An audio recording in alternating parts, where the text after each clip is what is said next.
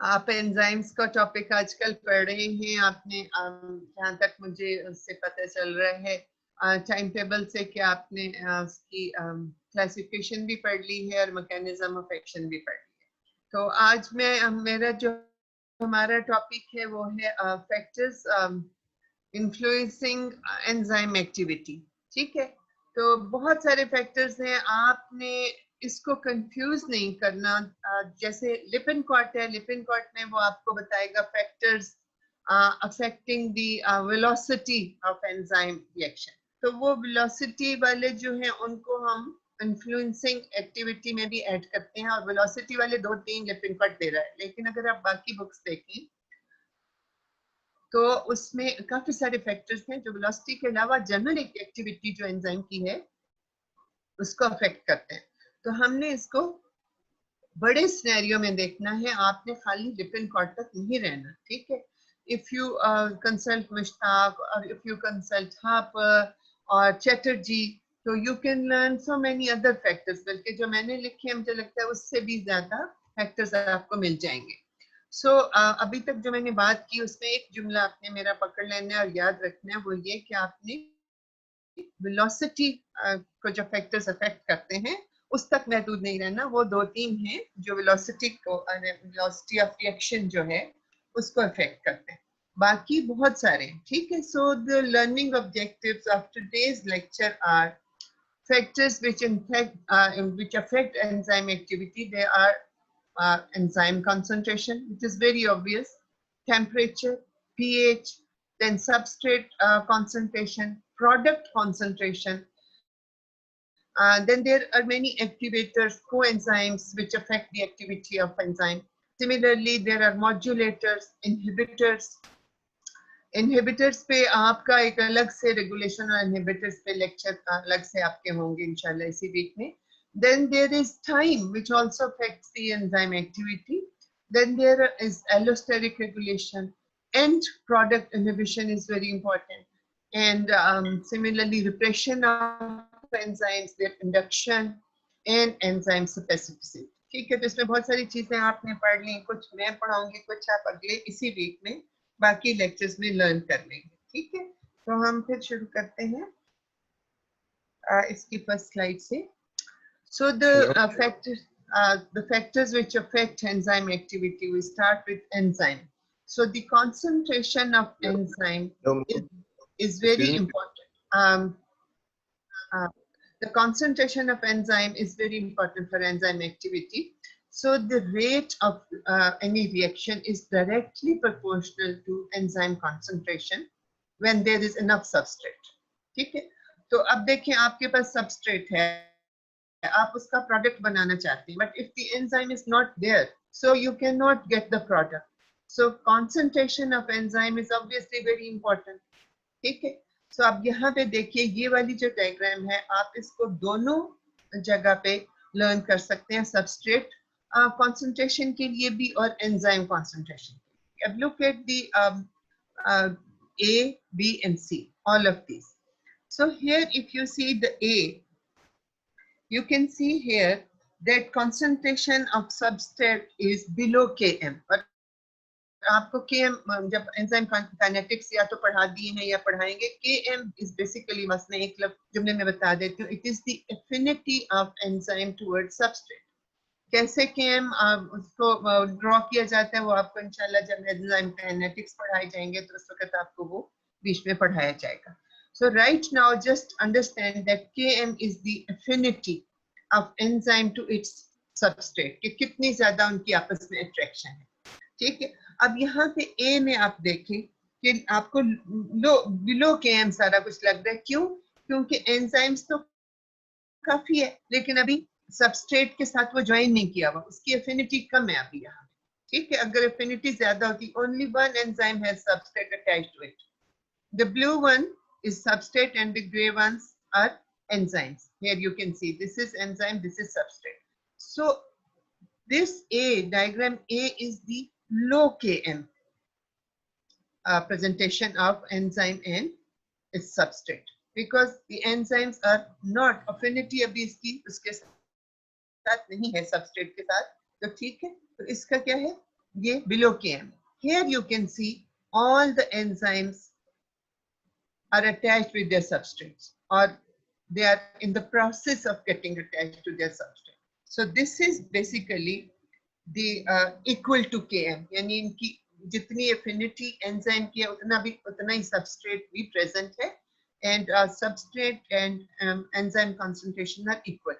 So it is called the equal to Km. ठीक है, और यहाँ पे आप देखिए this is above Km, यानी enzyme जो है वो तो बहुत थोड़ा है और substrate बहुत ज्यादा है. ठीक है, तो आप यहाँ पे इसको इस तरह करके भी ले सकते हैं कि एंजाइम की कंसंट्रेशन और सबस्ट्रेट कंसंट्रेशन दोनों मैंने आपको यहाँ पे समझाने की कोशिश की है. ये जो Km है ये affinity of substrate to enzyme है. तो यहाँ पे मैंने आपको सबस्ट्रेट भी समझा दिया और एंजाइम ये बताया कि if there is less enzyme concentration, so you can't have the enough product. बेशक जितना मर्जी सबस्ट्रेट आप डालते जाएं, अगर एंजाइम सैचुरेट हो गया है, ठीक है, there is more substrate and less enzyme quantity, so all the enzymes are saturated, so आप you can't saturation के ऊपर से आप जितना मर्जी सबस्ट्रेट डालते जाएं उसमें कोई चेंज नहीं आएगी. ठीक है, so you can see over here the diagram or this curve is hyperbolic curve. अभी आपको एंजाइम इनहिबिशन में भी और आगे भी आपको बार बार रिमाइंड कराया जाएगा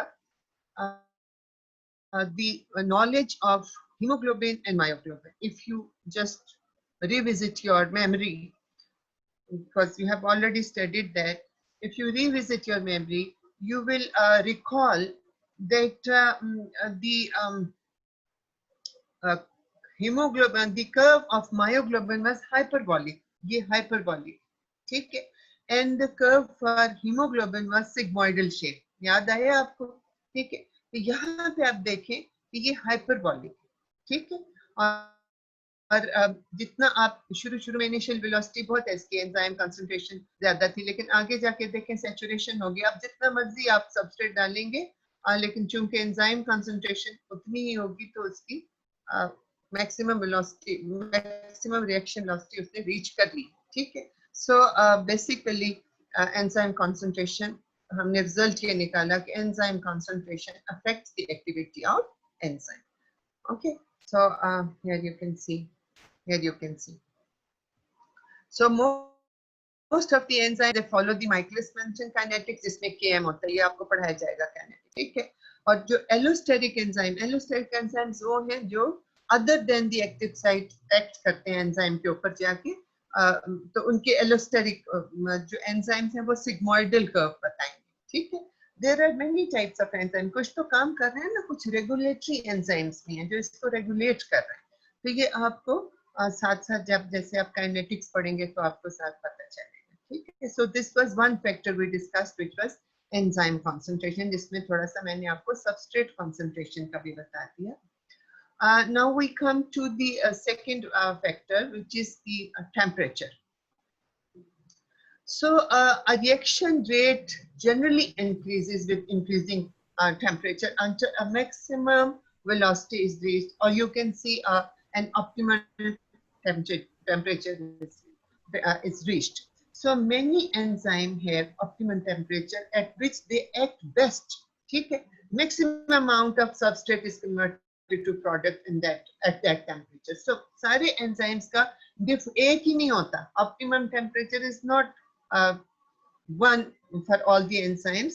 Different enzymes have different optimal temperatures for their best activity. So optimum temperature is the temperature at which maximum amount of substrate is converted to product per unit time. ठीक है, तो इसमें क्या होता है कि reaction rate, जब आप temperature बढ़ाते हैं शुरू में तो reaction rate increase करेगा. When you increase the temperature, the reaction rate will also increase. But a certain point comes at after which, if you increase the temperature, the velocity will not increase. But क्या होगा? On the other hand, the velocity will start coming down. The reaction rate will start decreasing. ठीक है? क्यों? क्योंकि you know the structure of protein.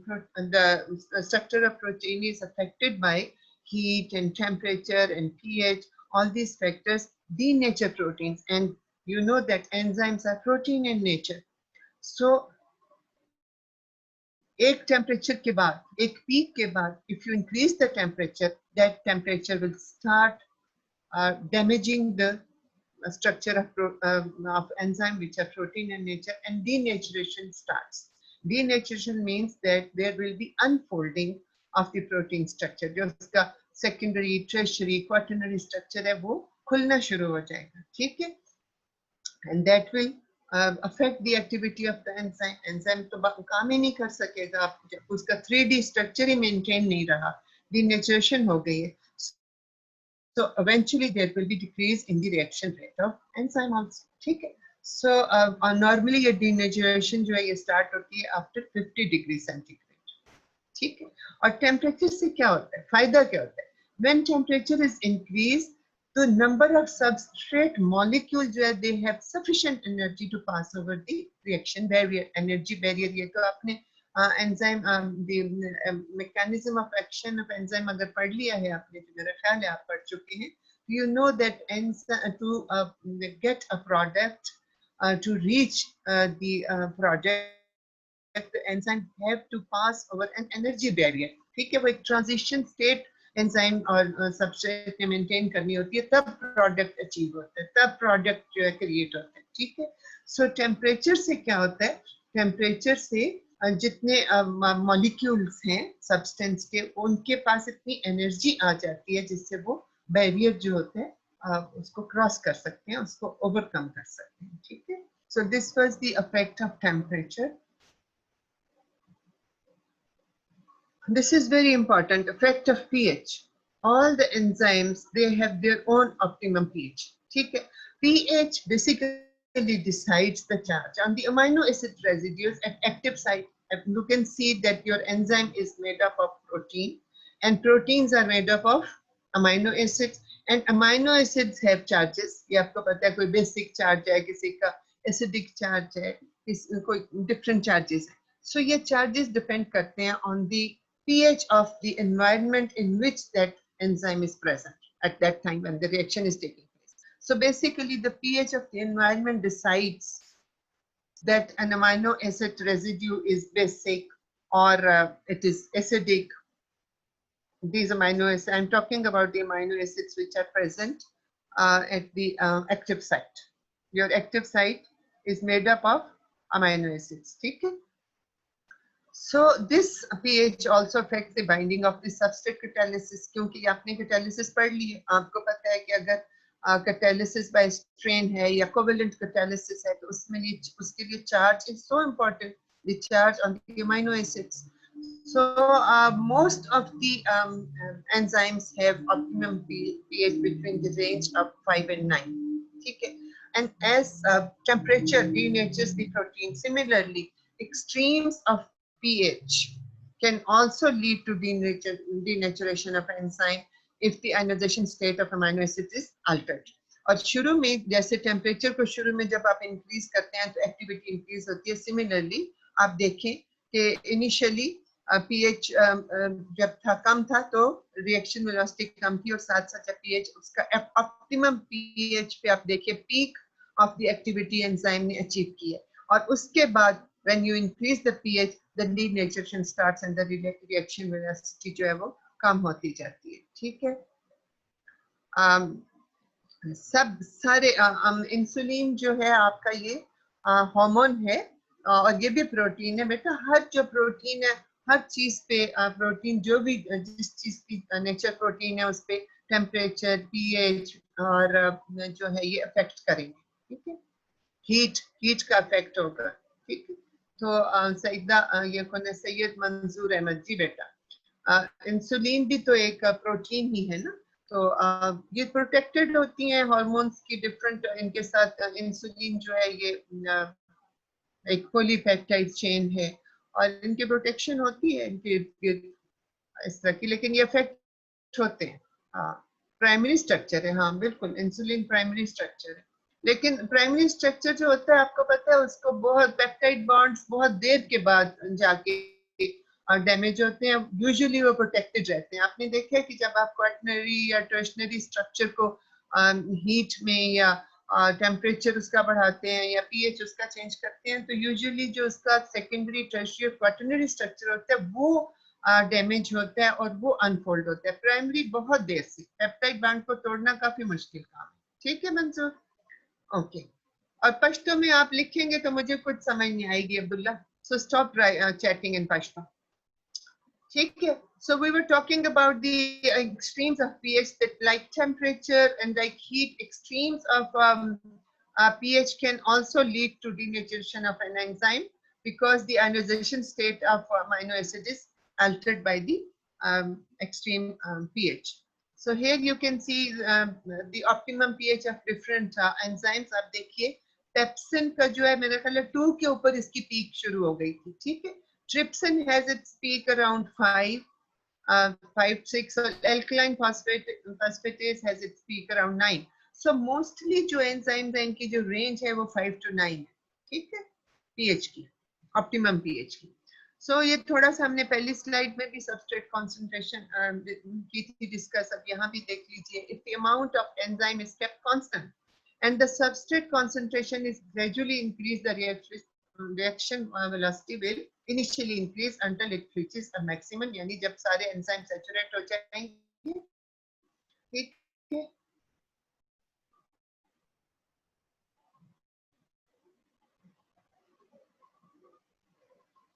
क्या आप कह रहे हैं? ये ज़ियाउद्दीन क्या कह रहे हैं? ज़िया आप कह रहे हैं कि pH not specific because bell-shaped curve at lower level the enzyme work but not maximum work. नहीं देखें, पीएच का जो है होता है ना, शुरू में तो एकदम से तो एक्सट्रीम पीएच उसको नहीं मिल जाता ना, स्टार्ट करेगा वो अपना रिएक्शन और जैसे जैसे वो उसके साथ ओपन होता जाएगा अपनी एनवायरनमेंट में तो उसकी एक मैक्सिमम पीक रीच हो जाएगी, वो अपनी मैक्सिमम पीक को अचीव कर ले। ठीक है? क्योंकि देखिए वो भी तो एक सोल्यूशन के अंदर है ना, एक प्रोटेक्टेड जगह पे एंजाइम है, उसके अंदर फिर एक क्लेफ्ट है, फिर क्लेफ्ट के अंदर एक कंफॉर्मेशनल चेंज आएगी जब सबस्ट्रेट उसके साथ मिलेगा तो वो एनवायरनमेंट आहिस्ता आहिस्ता एक्सपोज होगा ना, एकदम से तो एक्सपोज नहीं होगा। तो उसने फिर उसको एक मैक्सिमम उसको मिलेगी, जब वो एक्सपोज होता जाएगा तो मैक्सिमम ऑप्टिमम पीएच पे उसकी मैक्सिमम वेलोसिटी होगी जो आहिस्ता आहिस्ता फिर डिक्रीज हो जाएगी। ठीक है? ओके, सो सबस्ट्रेट कंसंट्रेशन का मैंने बताया कि अगर सबस्ट्रेट आप और ऐड करते जाएंगे और एंजाइम सैचुरेट हो जाएगा तो फिर इवेंचुअली तो सारे एंजाइम सैचुरेटेड हो जाएंगे, तो उसके बाद रिएक्शन वेलोसिटी पे कोई अफेक्ट नहीं होगा। So this was it. So now we come to product concentration. This is also very important. ठीक है? मेरी वॉइस आपको नहीं आ रही जुवेरिया? आपको जवेरिया मेरी आवाज नहीं आ रही? Can you hear me clearly everybody?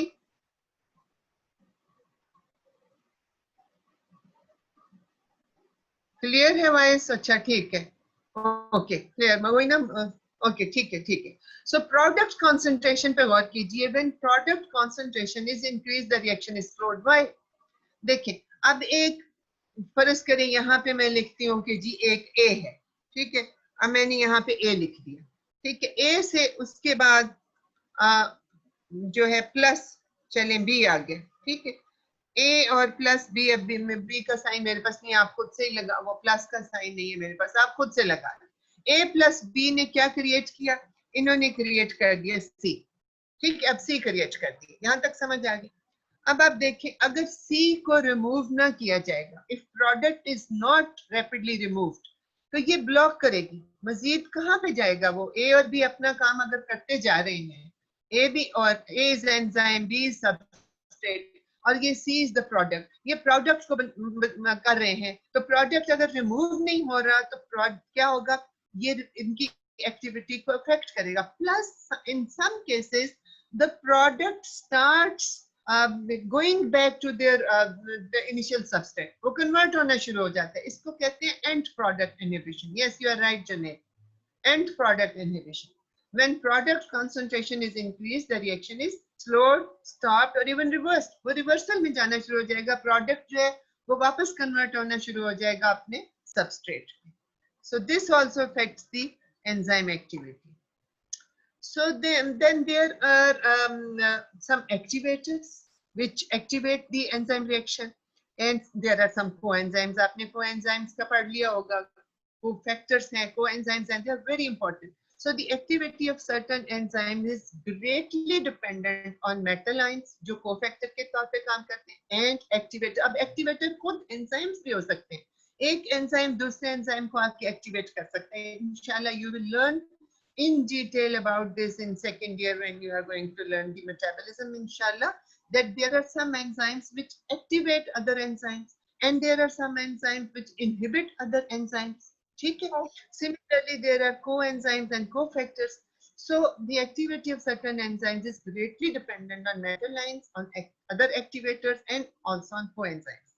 Now tell me, आप coenzymes का मुझे बताइए कि coenzymes की कोई example दीजिए please. मैं किसी से पूछूं, जैसे नोमान है. Noman, can you switch on your mic and tell me and give me one example of the coenzyme, please?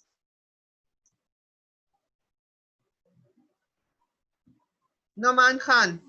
Vitamins, vitamin A, vitamin K. Give me an example of the coenzyme.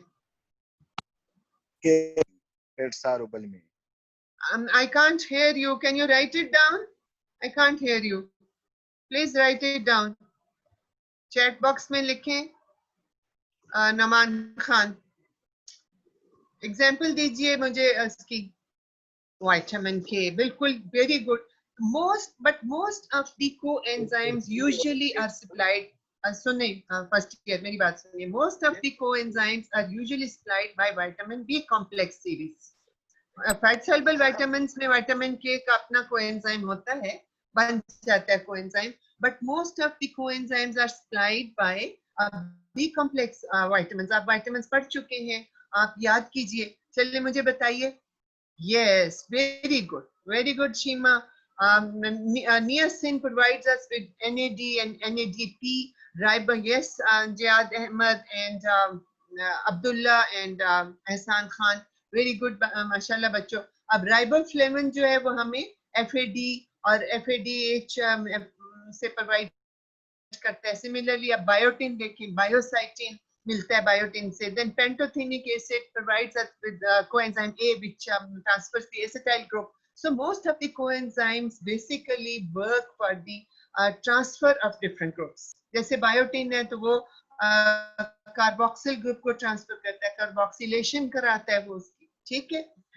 And जो acetyl co ए है को ए वो acetyl group transfer करता है, और बाकी ये redox reaction करवाते हैं FAD and NAD. Very good. So mashallah you have that knowledge. So this is these are one of the factors which affect the enzyme activity, which are the coenzymes and activators and metal ions, which are called cofactors. ठीक है. So then we have effect of modulators and inhibitors. Modulators are those molecules, those factors which modulate the enzyme activity. We are inshallah going to learn about this. इसी week में आप regulation पढ़ेंगे. And inhibitors. Inhibitors की भी आपने lecture पूरा करने. It's very important lecture of inhibition. So if active site is not available, if it is inhibited by the inhibitors, or if it has been modulated by modulators, it is not available for binding the substrate, obviously the enzyme activity will be reduced. So substances that stop or modify enzymatic reactions are called inhibitors, modulators. So थोड़ा सा मैं एक list आपको, आपने पढ़ी लेने, लेकिन मैं एक लिस्ट आपको बता देती हूँ. एंजाइम इनहिबिशन जो है वो दो तीन तरह की है. बहुत लोग डिफरेंट तरह से इसको क्लासिफाई करते हैं. So all the classifications are okay. So there is reversible inhibition and irreversible inhibition. Reversible inhibition further can be subdivided into competitive, non-competitive, and uncompetitive. And irreversible inhibition is in which strong covalent bonding takes place. For example, there are enzymes with thiol groups, or some enzymes are irreversibly inhibited by heavy metals. ठीक है. तो ये आप सारा पढ़ेंगे, और इसमें आपने फिर ये सारी पढ़नी है, प्लॉटिंग सारी पढ़नी है, माइकलिस मेंटन प्लॉटिंग और लाइन वीवर बर्ग प्लॉटिंग. ये आपको पढ़ाई जाएगी और इससे फिर आपको पता चलेगा कि रिएक्शन वेलोसिटी जो है, ये आप देखें इधर कोई इनहिबिटर नहीं है, यू कैन सी कि इसका केएम कितना, इसकी एफिनिटी कितनी ज्यादा थी, शुरू में इसने सारे सबस्ट्रेट को अपने साथ अटैच कर लिया, लुक एट दिस, ठीक है। इनिशियल जो वेलोसिटी थी इसकी, इसका केएम देखिए, केएम लिखा हुआ, केएम इज हियर, इसका जहां पे इनहिबिशन नहीं है, और इसने अपनी मैक्सिमम वेलोसिटी रीच कर दी। अब जहां पे कंपेटिटिव इनहिबिटर वो वाला इनहिबिटर होता है जो सबस्ट्रेट को compete करता है और एक्टिव साइट पे जाके अटैच हो जाता है, ठीक है। It competes with the substrate and it occupies that site where substrate was going to attach. So there is no place for substrate to get attached. So such type of inhibitors are called competitive inhibitors. तो competitive inhibitors में होता है कि product तो बनेगा, different बनेगा, maximum velocity में कोई फर्क नहीं आएगा, केएम चेंज हो जाते हैं, एफिनिटी चेंज हो जाती है, केएम उसका बढ़ गया, ठीक है। तो ज्यादा कंपेटिटिव इनहिबिटर, इसको खत्म करने के लिए अगर आप अपना सबस्ट्रेट ज्यादा डालें तो ये खत्म भी हो सकता है। फिर नॉन कंपेटिटिव इनहिबिटर में भी केएम भी ज्यादा हो जाता है, ये जो है ये भी कम हो जाती है, केएम भी देखें बढ़ गया और maximum velocity भी कम हो गई। You are going to inshallah learn about that this week, ठीक है। So there is one type of inhibition, suicide inhibition. ये एक irreversible inhibition है. This is mechanism based inactivation. The whole mechanism you are going to learn inshallah. Example is carbon monoxide poisoning is one great example. तो इसमें क्या होता है, structural analogue, यानी वो उससे मिलता जुलता, सबस्ट्रेट से मिलता जुलता स्ट्रक्चर होता है उसका, ठीक है। सबस्ट्रेट से मिलता जुलता स्ट्रक्चर होगा उसका इनहिबिटर का, और वो आके एंजाइम के साथ जो है बाइंड कर जाएगा और वो बिल्कुल टोटल जो असल रिएक्शन होना था उसको खत्म कर देगा। कार्बन मोनोऑक्साइड पॉइजनिंग में बिल्कुल ये होता है कि वो कार्बन मोनोऑक्साइड जहाँ पे ऑक्सीजन ने जाके होना होता है वहाँ कार्बन मोनोऑक्साइड चली जाती है, आपका जो पेशेंट है उसकी डेथ हो जाती है। सो जो नया प्रोडक्ट बनता है वो इस तरह का प्रोडक्ट बनता है कि वो खुद एंजाइम को इनहिबिट करता है। So basically enzyme is producing its own inhibitor by this, ठीक है। New product binds to the enzyme and inhibits the further action. तो इसको सुसाइड इसीलिए बोलते हैं, the enzyme is producing its own inhibitor. बेटा फवाद और शीमा इंशाल्लाह आप इसको पढ़ेंगे डिटेल में, आपको इसकी समझ आ जाएगी। अभी सिर्फ ये याद रखें कि इनहिबिशन होती है, that also inhibitors also affect the activity of the enzyme, ठीक है। difference between non competitive and competitive बताया ना अभी मैंने, एक मिनट, and uncompetitive का पढ़ेंगे आगे, आपको डिटेल में उसका पता चलेगा, वो दोनों तरह से इफेक्ट करता है। ये देखिए, ओके सुसाइड इनहिबिशन मैंने पढ़ा दी, ओके अब क्या है, okay effect of time, effect of time, क्योंकि बेटा अभी मैंने आज आपसे एमसीक्यूज भी डिस्कस करने हैं और हनीफ अगर आ गया हो तो मैंने उससे बात भी करनी है आप सब लोगों के साथ। सो मेरे पास अभी देखें आधा घंटा पीछे बाकी है जिसमें मैंने अभी लेक्चर भी कंप्लीट करने हैं और एमसीक्यूज भी पढ़ाने। So effect of time, time required to complete an enzyme reaction increases with the decrease in temperature from its optimum, ठीक है। Time required for completion of enzyme reaction increases with decrease in, यानी अगर आप temperature कम कर देंगे तो जितने molecules थे जिन्होंने सबस्ट्रेट मॉलिक्यूल जिन्होंने चार्ज होना था, एनर्जी बैरियर क्रॉस करना था, वो फिर टाइम लेंगे, वो स्लो हो जाएंगे, सो टाइम ही बढ़ जाएगा, ठीक है। So under the optimum conditions of pH and temperature, time required for enzymatic reaction is very low, बहुत कम, वेरी डिक्रीज, ठीक है। Okay Hanif, you are here, good. So अभी मैं कंप्लीट करूं, एमसीक्यूज कर लें तो फिर मैंने आपसे बात करनी है। Okay, so there is allosteric regulation, there is, अभी आप रेगुलेशन पे पूरा लेक्चर आपका होगा तो आपको एलोस्टेरिक रेगुलेशन पढ़ाई जाएगी। एलोस्टेरिक एंजाइम्स हैं खास तौर पे जिनका क्वाटर्नरी स्ट्रक्चर है, जो एंजाइम्स को आके रेगुलेट करते हैं। That's a group of enzyme which allosterically regulate the action of enzyme. कैसे एलोस्टेरिक होता है कि जो एक्टिव साइट पे नहीं दूसरी साइट पे बाइंड करते हैं, ठीक है, अदर देन एक्टिव साइट। सो एक कैटालिटिक साइट होती है एंजाइम के ऊपर जिसके साथ सबस्ट्रेट बाइंड कर जाता है। Then there are separate other allosteric sites where these allosteric enzymes which are going to modify the enzyme activity, they come and they bind at those sites. So two binding sites may not be physically adjacent, दूर दूर भी हो सकती हैं, जरूरी नहीं है साथ साथ हो। एक अगर नॉर्थ साइड पे है एंजाइम के तो एक वेस्ट साइड पे होगी, दूर दूर भी हो सकती है, ठीक है। So there are two types of modifiers, positive modifiers and negative modifiers. Positive modifiers जो है वो एंजाइम एक्टिविटी को इंक्रीज करेंगे और नेगेटिव मॉडिफायर्स जो है वो एंजाइम एक्टिविटी को डिक्रीज करते हैं। Here you can see positive cooperativity binding of substrate to one subunit of enzyme enhances substrate binding of other subunit. ये बिल्कुल उसकी तरह है, मायोग्लोबिन की तरह, हीमोग्लोबिन की तरह। ये हीमोग्लोबिन में इसको कोऑपरेटिव बाइंडिंग कहते थे, अगर आपको याद हो।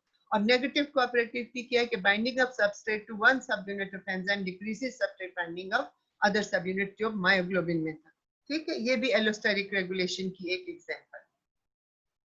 एंड प्रोडक्ट इनहिबिशन मैंने आपको बता दी थी, दोबारा से इधर डायग्राम के साथ बता रही हूँ कि देखें एक एंजाइम जो है उससे आपका बी, दो आपस में मिलके सी बनाते हैं, लेकिन सी से प्रोडक्ट बी अगर नहीं रिमूव होता तो फिर आप समझेंगे आपके एक्टिविटी मुतासर हो जाएगी। Now we come to two more important terms which is called repression and induction, ठीक है। repression होती है किसी चीज को रिप्रेस कर देना, उसको डिप्रेस कर देना। So this is these are the factors which basically act on the genetic level, ठीक है। बाकी तो जो मैंने आपको बताया कि जी टेम्परेचर है या substrate concentration है या modulators हैं या inhibitors हैं, they all affect the structure of the enzyme, but these factors जो हैं जो repression कराते हैं या जो activation कराते हैं या induction कराते हैं, they act at genetic level, okay। So there are different sites at genetic level। For example shut off operative site है, इस साइट पे अगर जाके इफेक्ट होगा तो ट्रांसक्रिप्शन ही स्टॉप हो जाएगी, the enzyme will not synthesise. सो आप इस पे मिसाल मैं आपको देती हूँ इंसुलिन की, हार्मोन की मैं मिसाल दे सकती हूँ आपको कि अगर इंसुलिन आके अटैच हुई है तो इंसुलिन जो है वो ग्लूकोज ट्रांसपोर्ट्स की सिंथेसिस को बढ़ाएगी, अगर ग्लूकागॉन आ गई है तो वो उसकी सिंथेसिस को डिक्रीज कर देगी। So this is basically the effect of hormones on jeans, ठीक है। सो इस जो आपके बाकी फैक्टर्स थे जैसे टेम्परेचर था, जैसे पीएच था, सबस्ट्रेट कॉन्सेंट्रेशन थी, या आपके इनहिबिटर्स हैं, तो वो देन एंड देयर काम करते हैं उसी वक्त when the reaction is taking place, if they are going to affect the structure of the enzyme, so the reaction will automatically either increase or decrease or stop then and there, but this genetic level reaction जो है it takes hours or days, इसका effect time लेता है, ठीक है। So it is totally different from inhibition. Please do not confuse it with inhibition. This is inhibited at the genetic level. This is the repression or induction of the enzyme synthesis at genetic level. Okay. So induction क्या होता है? Enzyme there are some factors which affect the synthesis of enzyme at genetic level, which increases the synthesis of enzyme. Inducer जो है वो सुप्रेशन को relieve कर देते हैं ऑपरेशन साइट पे जाके और ट्रांसक्रिप्शन स्टार्ट हो जाती है, ठीक है। तो इसमें there are two types of enzymes, some are constitutive. अब ये टर्म्स याद रखें, this could be your MCQ question और your viva question. What is the difference between constitutive enzymes and inducible enzymes? So constitutive वो हैं जो always present in the system, they are always present in the cell, ठीक है, they are constitutive। inducible वो हैं जो cell के अंदर नहीं होते, उनको हार्मोन्स या कोई और जाके जेनेटिक लेवल पे मैसेज जाता है और फिर they are synthesized, they are called inducible। so this is the difference between constitutive and inducible, ये आपने याद रखना, ठीक है। so inducer वो अफेक्टर होगा जो जाके जीन के ऊपर अफेक्ट करेगा and it will start the induction of the particular enzyme। So enzymes are very specific, ठीक है। ये नहीं होता कि एक एंजाइम जो है जाके हर सबस्ट्रेट के ऊपर एक्ट कर लेगा, no, they are very specific, they have their own substrates। For example, urease only acts on urea as its substrate। So there is bond specificity also। कुछ जो होते हैं वो पेप्टाइड बॉन्ड को करेंगे, कुछ जो है बेसिक बॉन्ड्स को, कुछ और तरह के बॉन्ड्स को जाके क्लीव करते हैं, ठीक है। कुछ जो है अमाइनो बॉन्ड्स को क्लीव करते हैं, कुछ कार्बोक्सिलिक बॉन्ड्स को क्लीव करते हैं. So there is bond specificity also. Mostly enzymes are proteolytic enzymes. आपने डाइजेशन पढ़ी है, उसमें आपने प्रोटीन की डाइजेशन में पढ़ा होगा कि देयर आर सम एंजाइम जैसे ट्रिप्सिन है और इस तरह के काइमोट्रिप्सिन है. तो ये इनकी स्पेसिफिक है, ये कौन कौन से बॉन्ड्स को तोड़ते हैं ये आपने पढ़ लिया. ठीक है. फिर then there are some enzymes which are group specific, they act on specific groups. ठीक है. सो स्टीरियो स्पेसिफिसिटी भी इसमें है. There is feedback inhibition of enzyme action. Okay, sorry, ये आप यहाँ तक खत्म हो गया. Okay, these were all the factors which affect the enzyme activity. ये मैंने आपको सब पढ़ा दिया. मेरा ख्याल है ये 13 या 14 बनते हैं टोटल. ठीक है. अगर आप सिर्फ लिपिन-कॉर्ट तक महदूद रहेंगे तो लिपिन-कॉर्ट only talks about the those factors which affect only the velocity of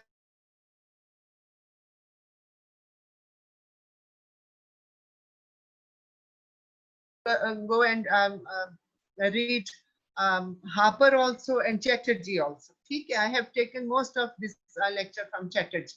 Okay, so we do some of the MCQs and then we will talk with Hanif. Okay, so the first MCQ is feedback inhibition of enzyme action is affected by enzyme, substrate, end product or pH. जल्दी जल्दी जवाब दें. Yes, Hamad. Very good, very good. Shabash, shabash. बस ये तो मेरे लायक बच्चे. I'm really proud of you. I'm really proud of you.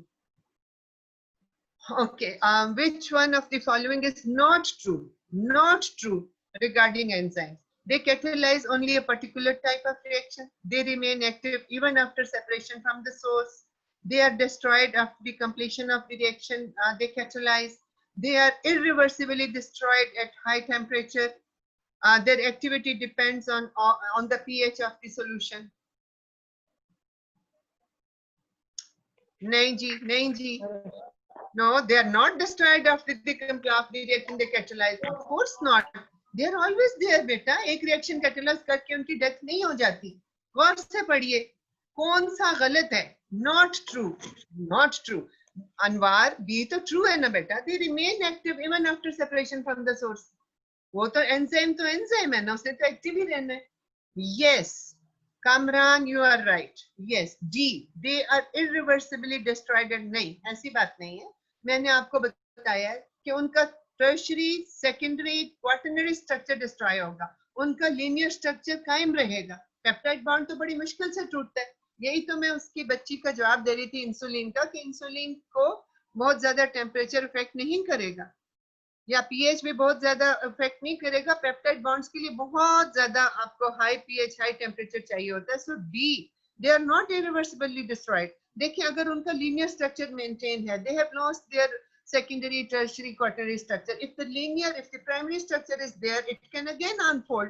It can again fold into secondary, tertiary, and quaternary structure. So it is not irreversibly destroyed. D is the right answer. आप analyse किया करें और logically एक एक stem को देखा करें. This is very important. Okay, this is the third MCQ. The rate of most enzyme catalyzed reactions changes with pH. As the pH increases, this rate reaches a minimum, then increases, reaches a maximum, then decreases, increases, decreases. आपने one best लेना है. one best लीजिए. Okay, ठीक है, बाकी लोग भी लिखें. जिन्होंने बी लिखा है वो ठीक है. C is not. अब सी इंक्रीज तो जरूर करता है, but it is not the best answer. Best answer should be B, because it reaches the maximum.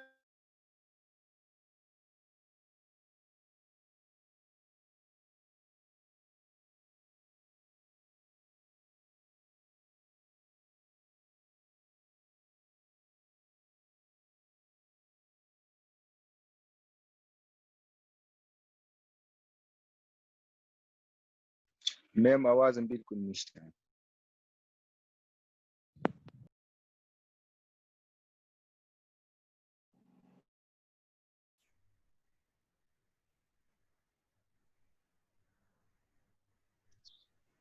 لك صبر كمان بصبرة.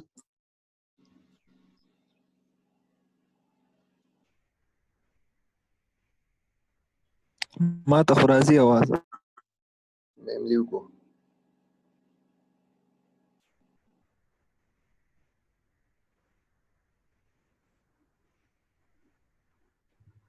तो خوبی نی ma'am leave कړه ده ma'am نشته class کې hello Jiya sir hello Jiya sir जी हम जी हनीफ गोया लगवेट ओके लगवेट मैडम सर मसला लगा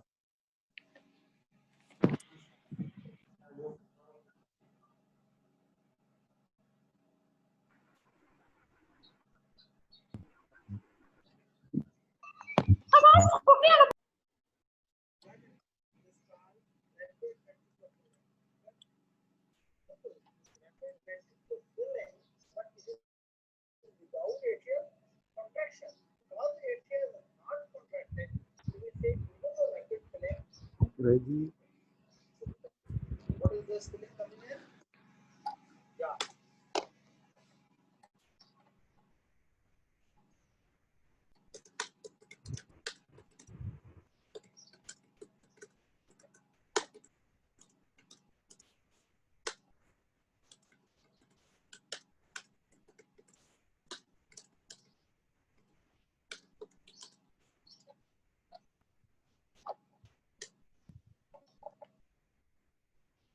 हेलो सर फौज साहब वॉइस नشता हनीफ लगवेट ओके हाँ हनीफ सही शो सर मैडम सर अभी तक लगवेट ओके सही ده सर چې بس تاسو क्लास کې بیٹھک ته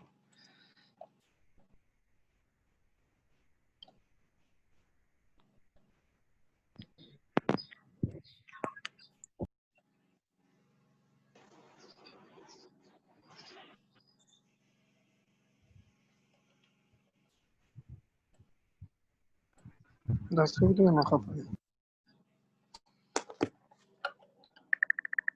हाँ मैं बस आगे वैसे लेक्चर कंप्लीट हो गया था, मैं एमसीक्यूज करा रही थी, मैं आ रही हूँ उनके पास बच्चों को। जी बस आगे ओके बच्चों, can you hear me? Yes ma'am okay अभी वो नहीं है, वो आ गई है, स्क्रीन आ गई है, एमसीक्यूज आ गए। Can you see the slides? Okay, good. Okay, so the fourth MCQ is enzyme accelerate the rate of reaction. जल्दी से बताएं, पढ़ लिया था आपने, इसकी जल्दी से आंसर दें। Yes. C is the best answer, decreasing the energy of activation. Next is the enzymes which are always present in an organism are known as, जल्दी बताइए, inducible, constitutive, functional, apoenzymes. B, yes, they are constitutive. Very good. आगे चलते हैं। The pH optima of most of the enzyme is between 2 and 4, 5 and 9, 8 and 12, above 12. जल्दी से बताइए। B, ठीक है, thank you. Okay, synthesis of an enzyme promoted by the substrate on which it acts is characterized by the term, जल्दी से बताइए। synthesis कौन सी term है इसके लिए? एक्टिवेशन है, रिप्रेशन है, कोऑपरेटिव है, इंडक्शन है, कौन सी टर्म है? टर्म बताइए जल्दी से। D, yes, D, okay. So that's it.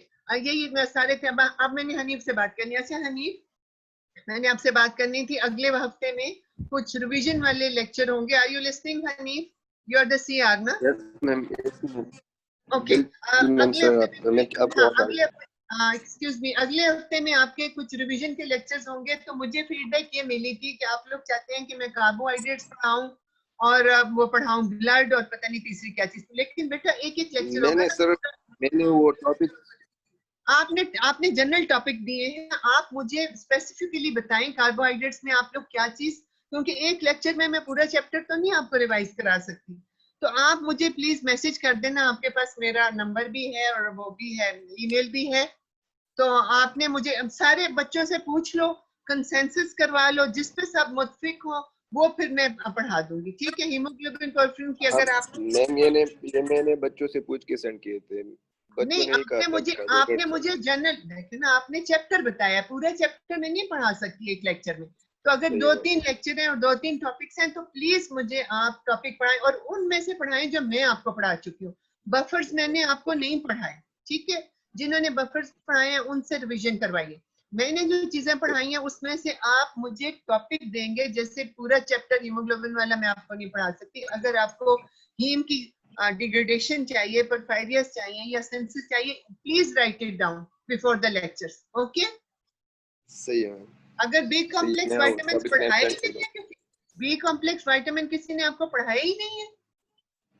Hanif, ये कैसे हो पढ़ाया है सकता है? फातिमा, कैसे आप लिख रही हैं कि मकुरतुलैन लिख रही है कि बी कॉम्प्लेक्स विटामिन नहीं होगी? कैसे हो सकता है बेटा? मुझे लगता है मैंने खुद आपको पढ़ाया है बी कॉम्प्लेक्स विटामिन। जब मैं वहां पे थी कॉलेज में, वहां मैंने आपका ये लेक्चर लिया था शुरू में, नए आप लोग। ये कौन कह रहा है कि नहीं पढ़ाए? आपको विटामिन सी पिछले दिनों पढ़ाया गया है, फॉलिक एसिड पढ़ाया गया है। बेटा क्या हो गया आप लोगों को?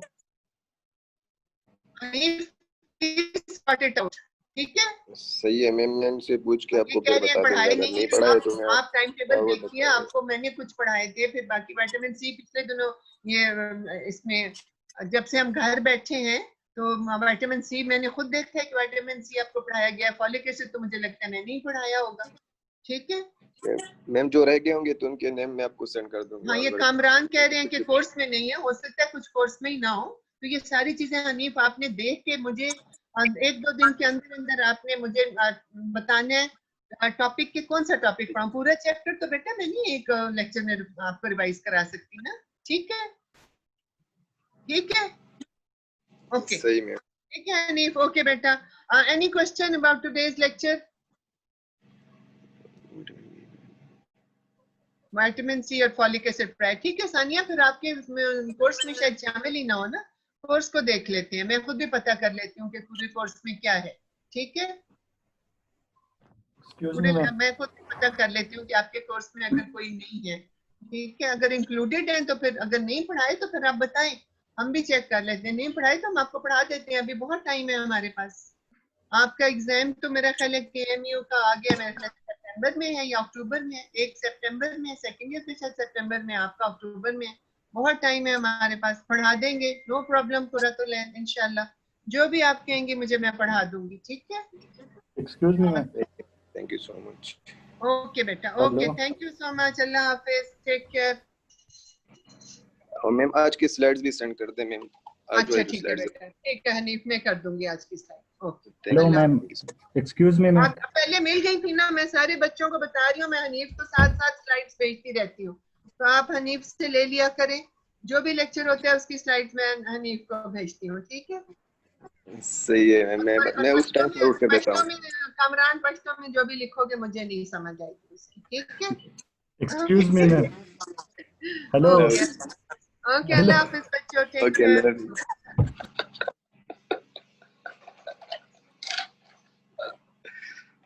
Kamera sa Ucho. Aziz Zachar Kadere,